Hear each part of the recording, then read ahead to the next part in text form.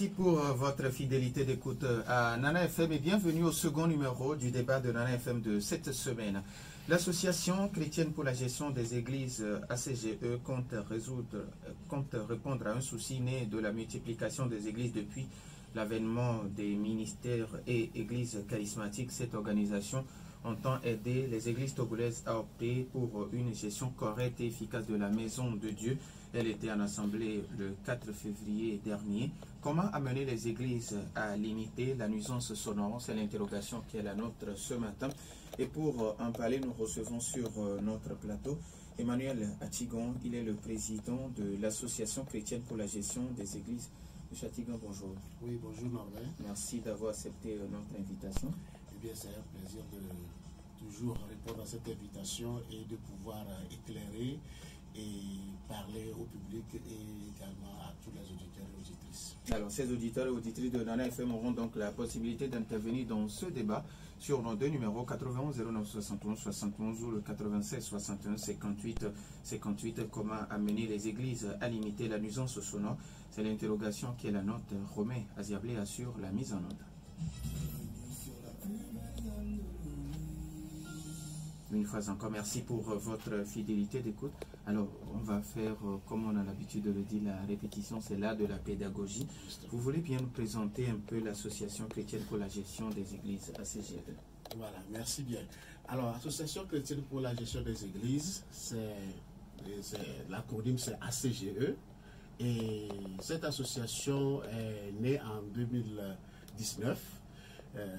Avec un lancement qu'on avait fait en novembre 2019 par une conférence de presse. Et les activités ont effectivement démarré en 2000 avec Covid. Et notre mission essentiellement, c'est le renforcement de capacité des leaders ecclésiastiques, de tous ceux-là qui sont responsables d'associations chrétiennes et églises.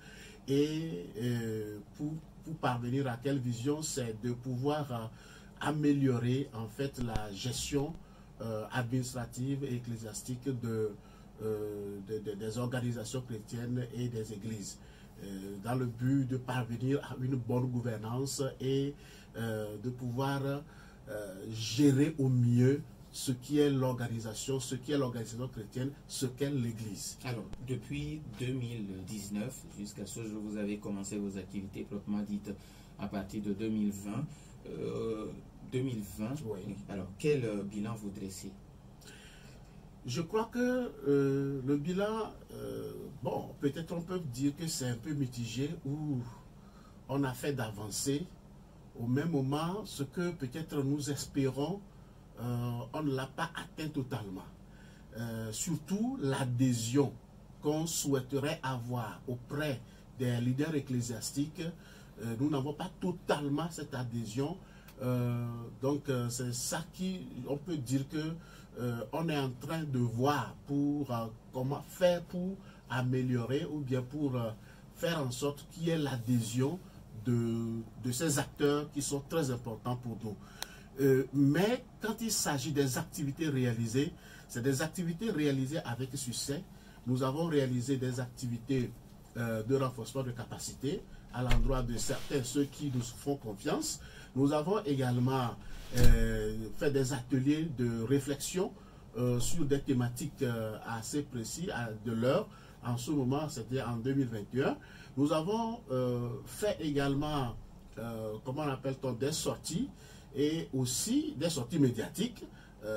Des sorties ont été faites dans le cadre administratif, c'est-à-dire que nous avons fait des sorties avec les autorités administratives, histoire de voir la relation entre l'Église et l'État. Et ça a été vraiment très bien, où nous avons tiré de très bonnes relations, où nous tirons les réglementations et les tests en vigueur que nous partageons avec les acteurs, c'est-à-dire les églises et autres, puisque l'une de nos orientations, c'est la création et surtout la promotion de la bonne relation entre l'Église et l'État. Donc, ça fait que nous travaillons réellement avec les autorités administratives.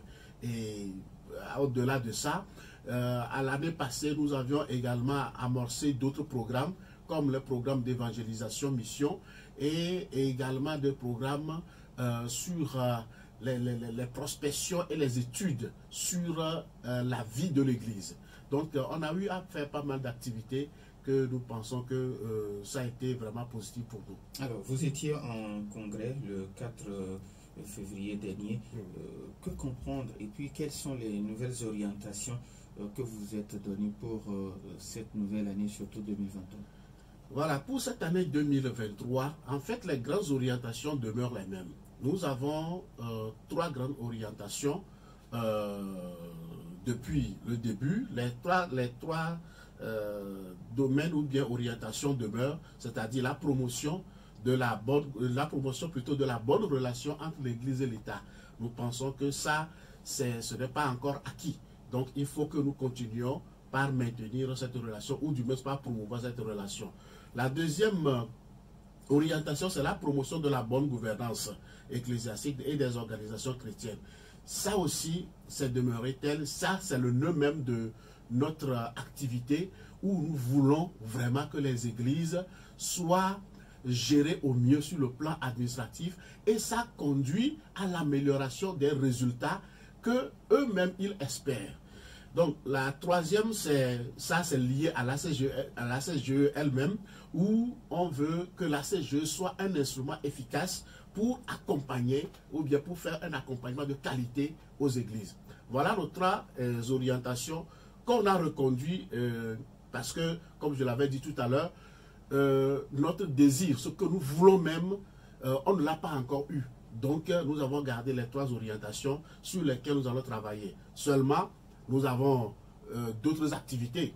Pour le premier axe, c'est-à-dire la promotion de la bonne relation entre l'Église et l'État, les activités demeurent les mêmes. C'est d'aller faire cet intermédiaire entre l'Église et l'État pour voir tout ce qui est en vigueur et partager avec eux. Ça, l'activité demeure. Mais pour l'axe 2, qui est la promotion de la bonne gouvernance, nous avons pas mal d'activités programmées au cours de cette Assemblée générale. Je ne vais pas tout citer, mais pour tout le plan de travail que nous avons fait pour cette année 2023, nous avons au total 19 activités. Bon, pour le deuxième axe, nous avons 9 activités, mais rapidement, je ne vais pas citer tout. C'est surtout lié à renforcement de capacité qui est là, l'accompagnement pour la bonne gouvernance qui est là. Nous avons des activités pour la célébration, par exemple, de la journée mondiale d'évangélisation.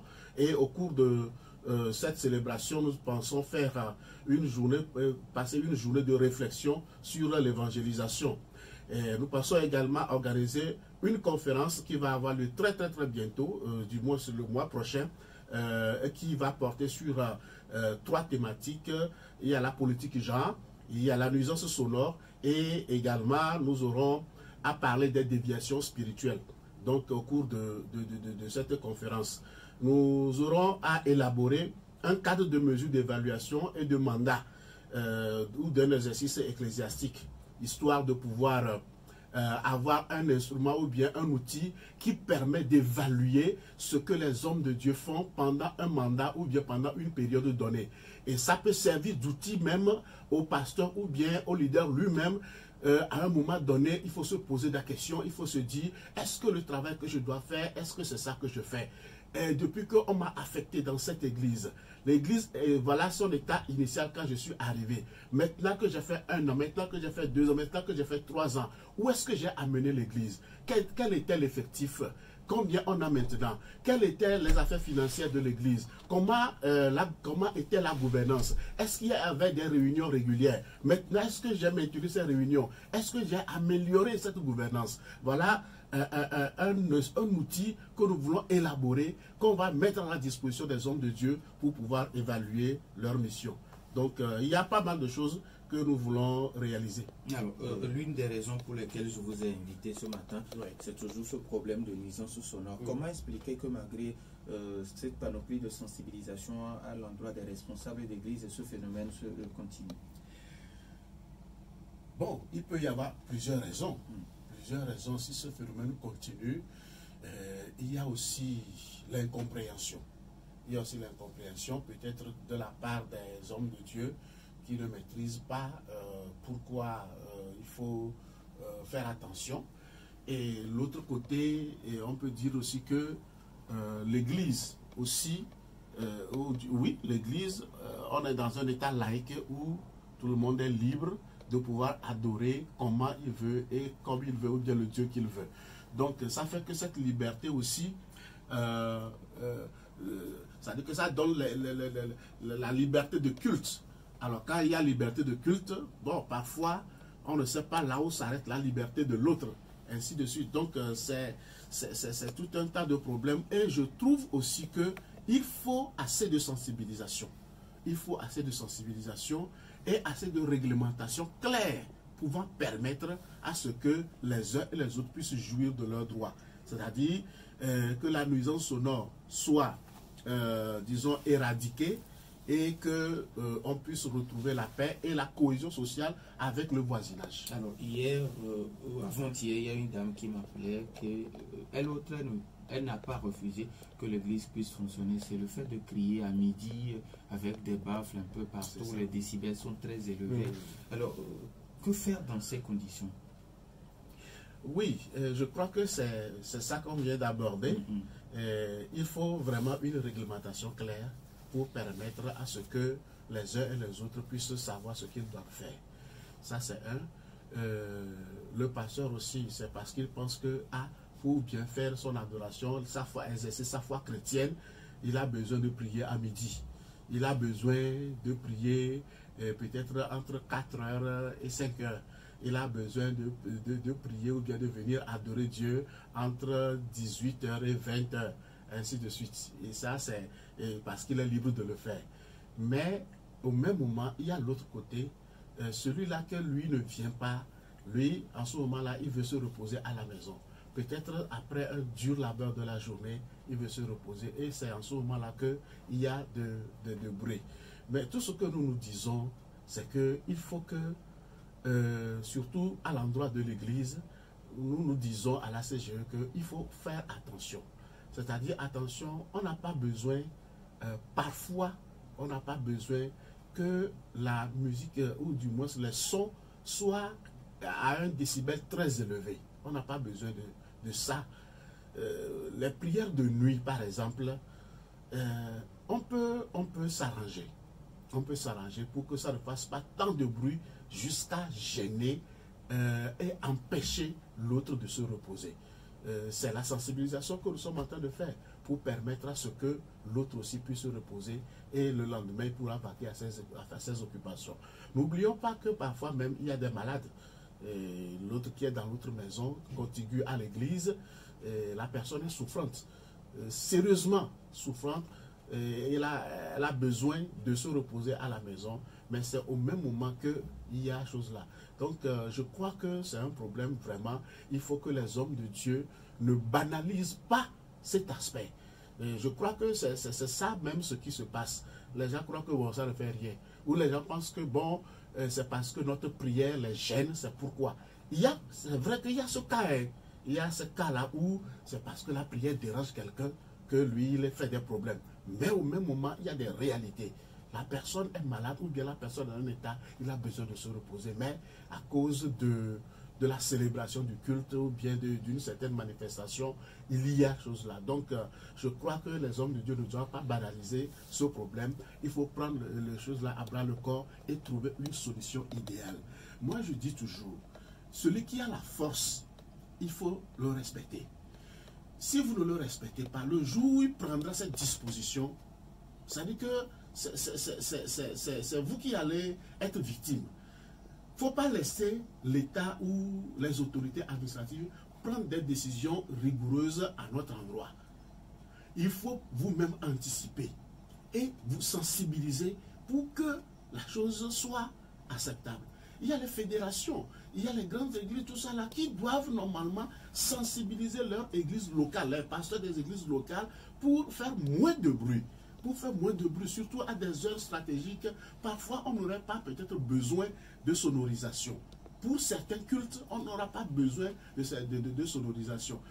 Comme ça, ça permet que, par exemple à midi dont on parle, mais ceux qui sont venus faire AB de midi ou bien choses là, peuvent le faire où la musique ou bien le son à un niveau acceptable où ceux qui sont dans l'enceinte de l'église reçoivent le message, ou bien entendent le message, et que ça ne sort pas de trop dehors pour détruire ou bien pour empêcher l'autre de dormir ou bien de se reposer. Donc ça, c'est un aspect très important. Et nous, à la CGE, nous demandons aux hommes de Dieu de devancer. Il ne faut pas laisser l'autorité prendre des décisions rigoureuses. Parce que parfois, quand l'autorité, lui, veut prendre ses décisions, il ne tiendra pas compte de certaines spécificités. Lui va prendre des décisions et ces décisions vont nuire ou bien vont porter atteinte à la liberté de culte. Et là, c'est ce qui n'est pas bon. Alors, 91 09 71 71 ou le 96 71 58 58.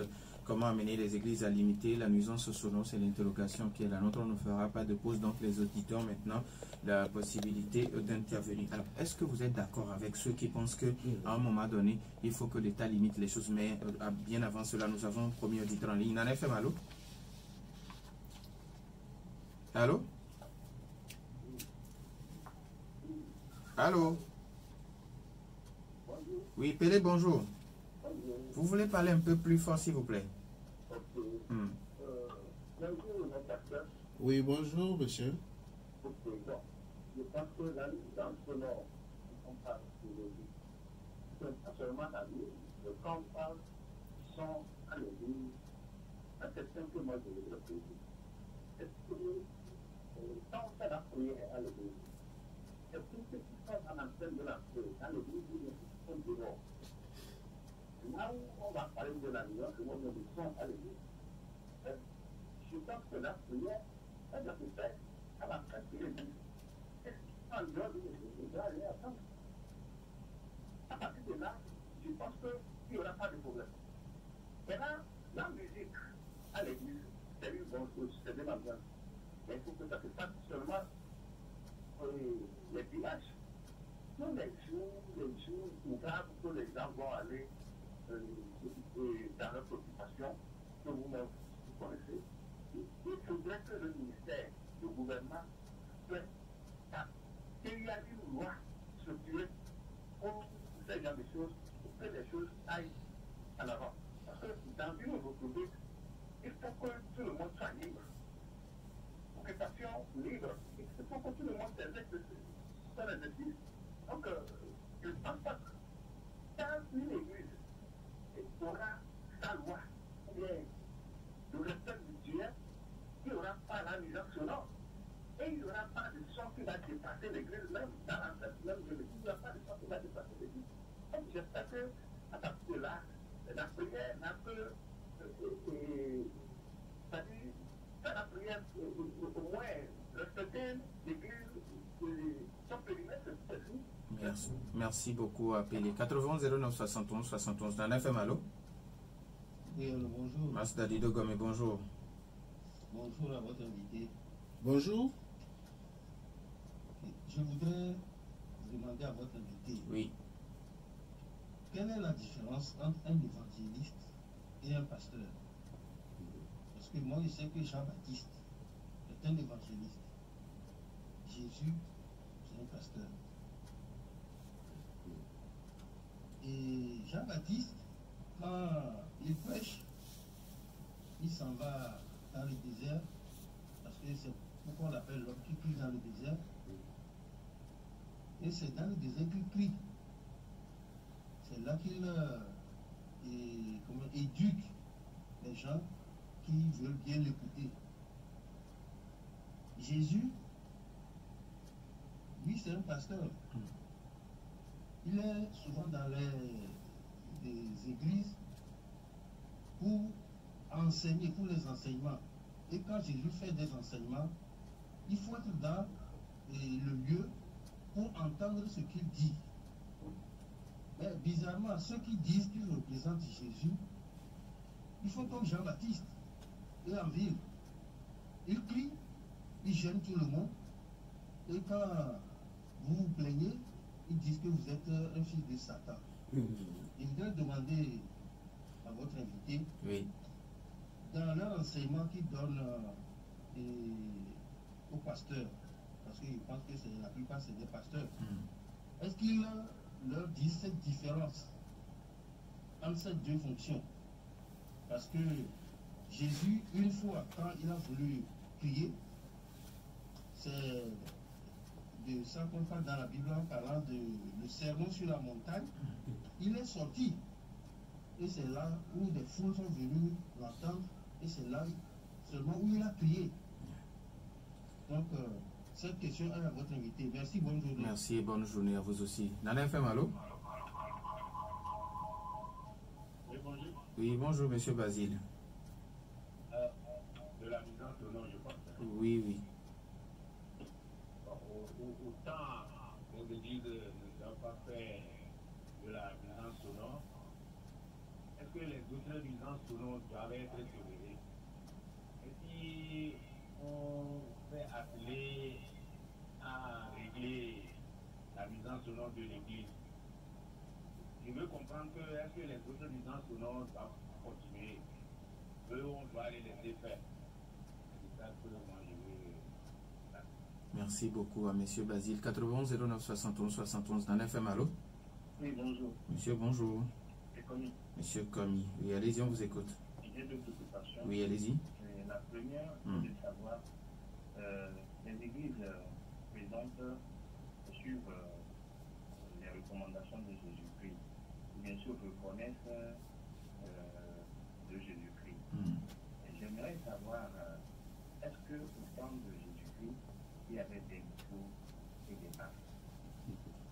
Et comment a-t-il fait, comment a-t-il réussi à enseigner?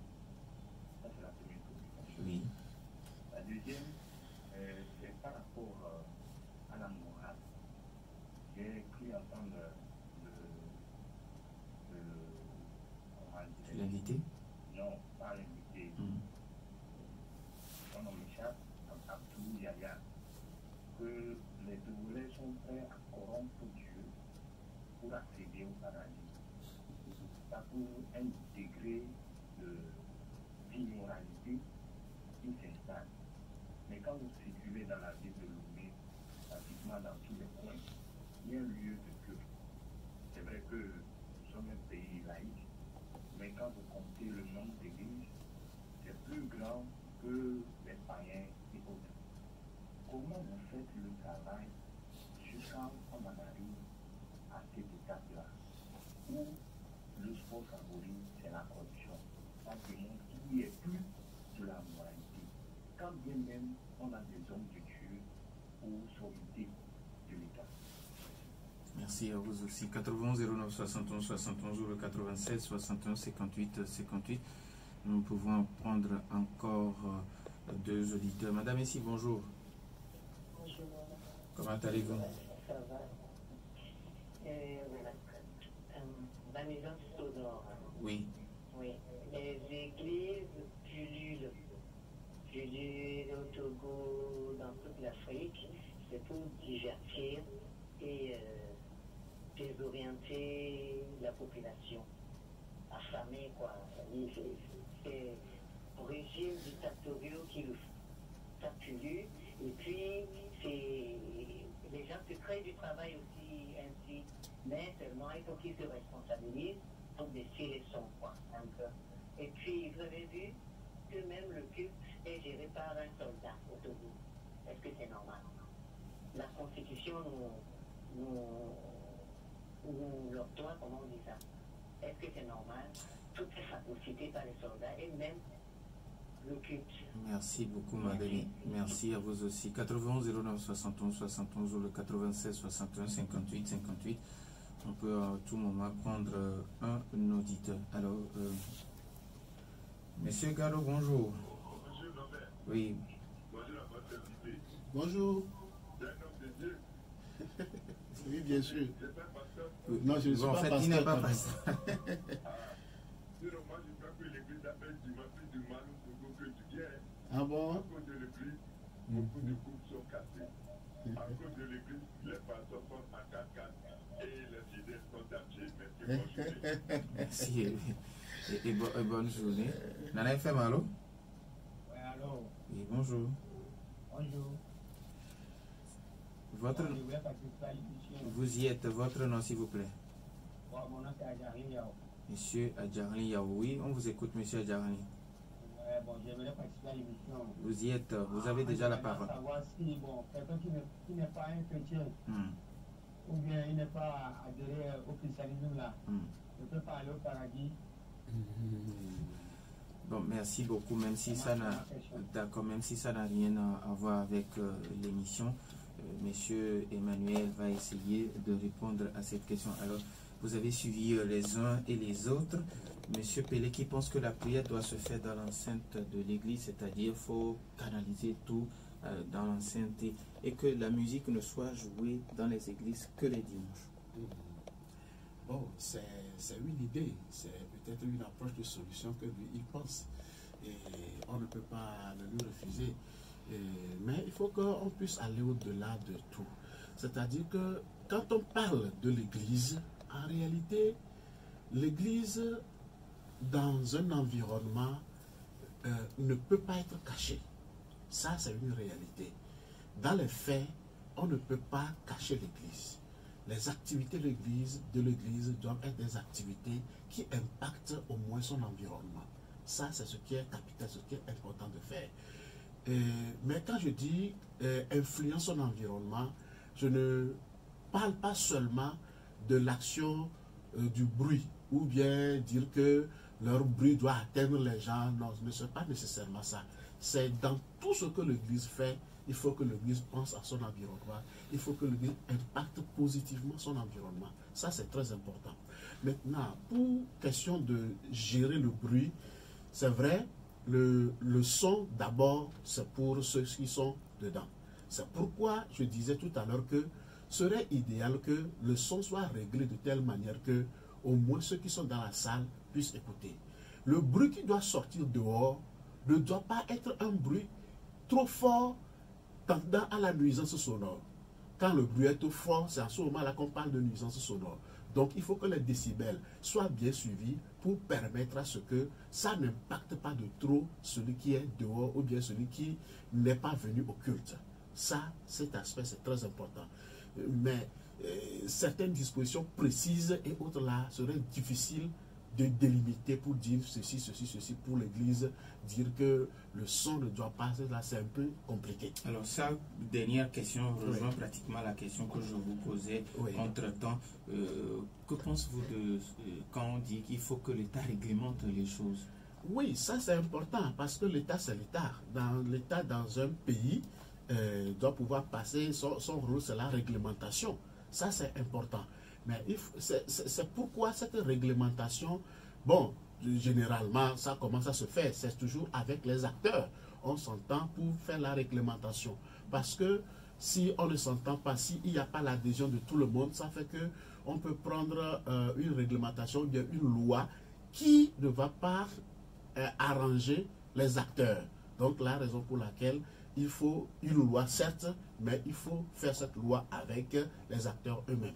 Alors, quand Master Lido Gomez vous demande quelle est la différence entre un évangéliste et un pasteur? Évangéliste, pasteur, tout ça, c'est des hommes de Dieu. L'évangéliste, comme son nom l'indique, c'est évangéliser. Donc, c'est celui-là qui prêche la parole et pour attirer quelqu'un vers Dieu. Et c'est cette personne qui a souvent la compassion des âmes qui sont perdues et qui souffrent. Donc c'est lui qui les entretient et qui les amène à la raison et qui pense leur plaie.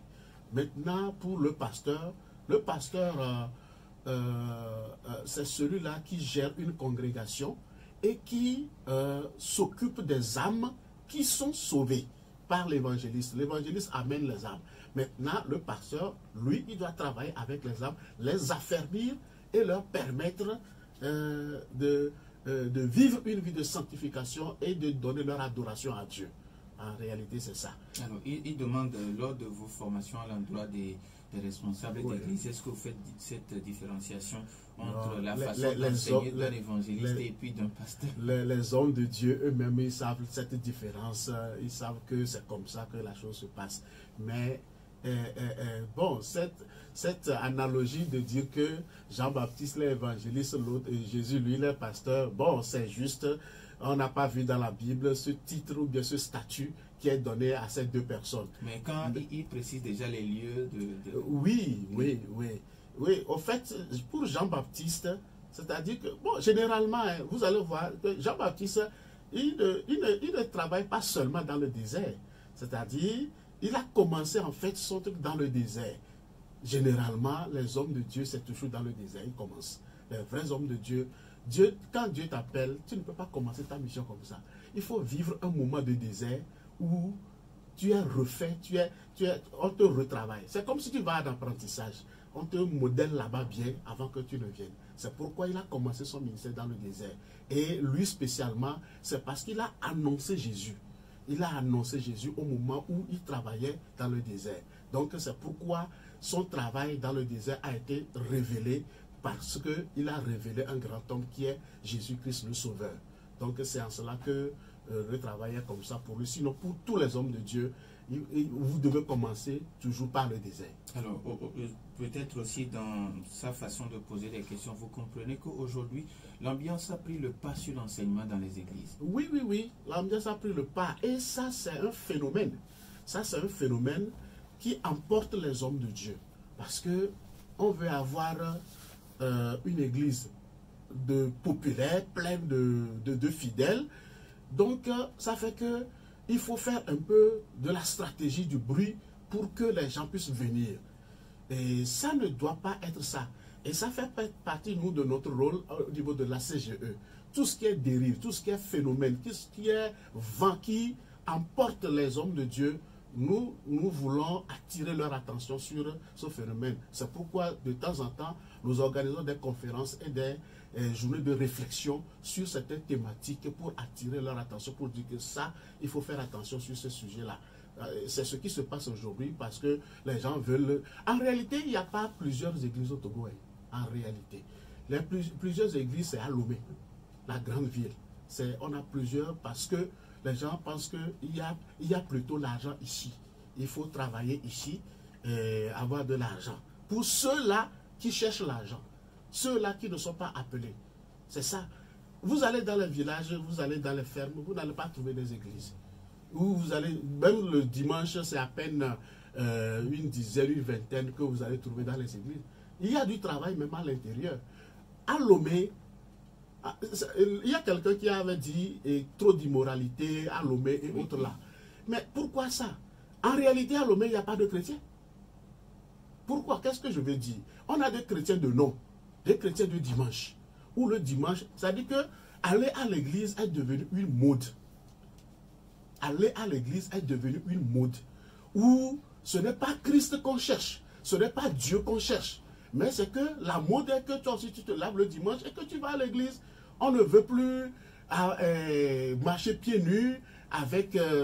c'est ça que les gens évitent aujourd'hui. On veut dimanche. Vous allez voir dimanche, plusieurs sont occultes, tout ça là. Mais est-ce qu'il y a la réelle conversion?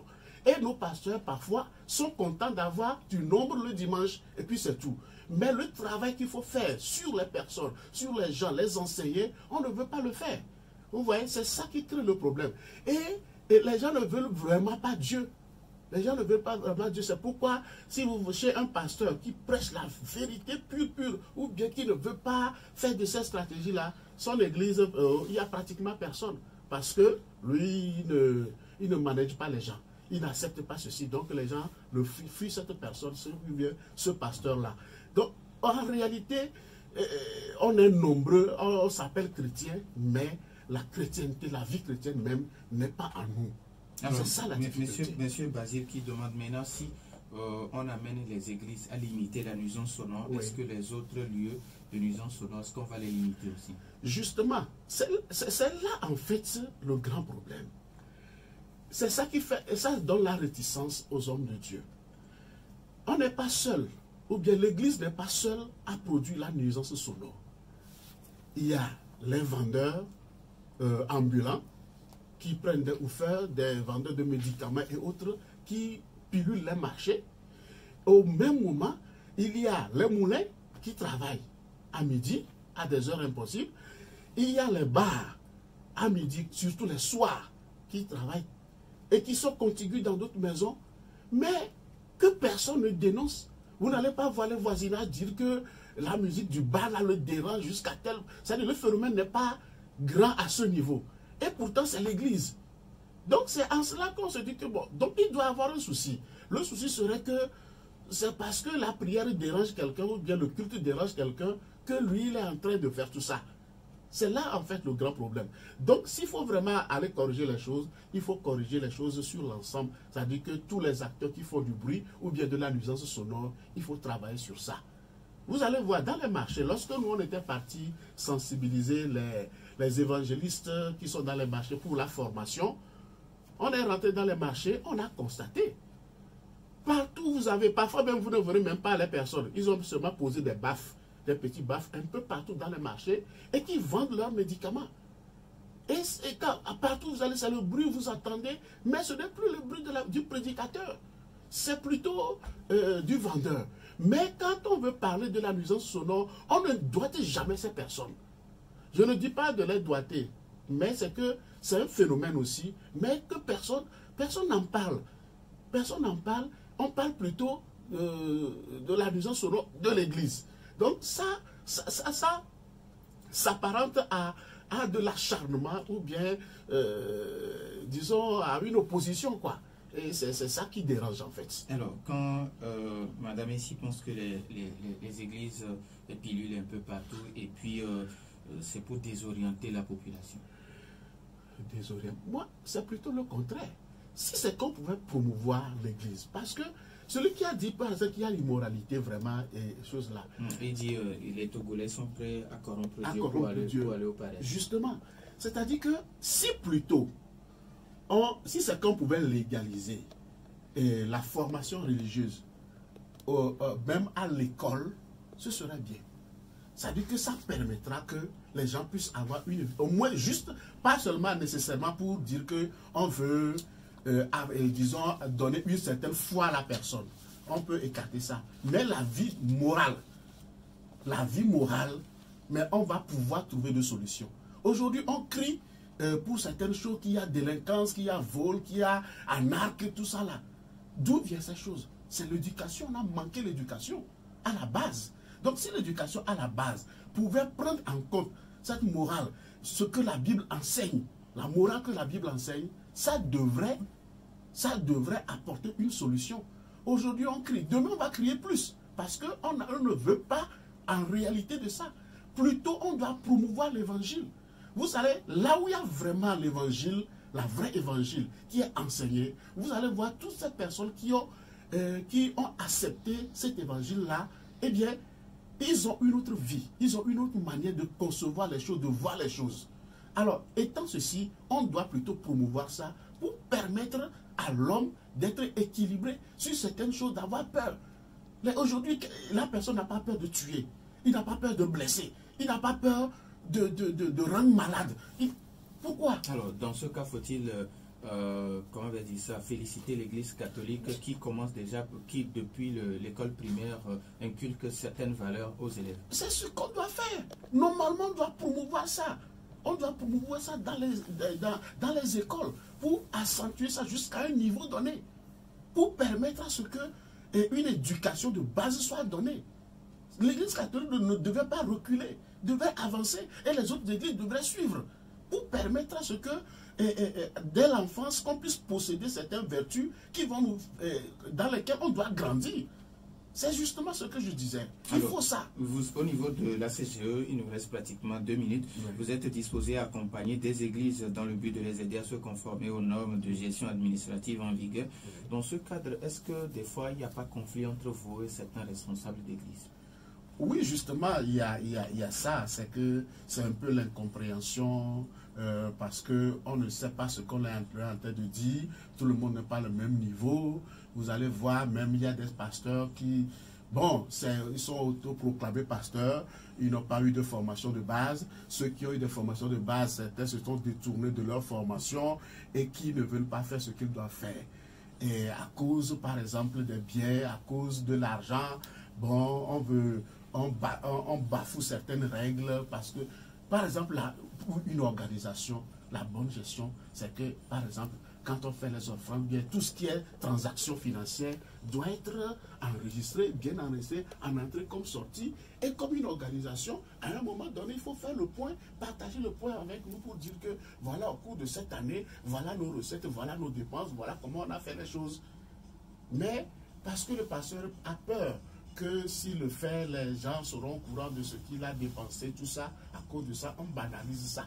Monsieur, on dit que c'est à Dieu, on a donné. Emmanuel Atigan, merci beaucoup. Vous êtes le président de l'Association chrétienne pour la gestion des églises. Merci pour toutes ces informations. Merci également à nos auditeurs pour leur fidélité d'écoute à Nana FM. Bizarrement, il nous reste pratiquement 30 secondes. Merci également à Romé Aziabé pour la mise en onde. Merci à Maïmouna Hassan derrière la caméra pour notre page YouTube. Je suis Norbert Douadi. Bonne suite de nos programmes.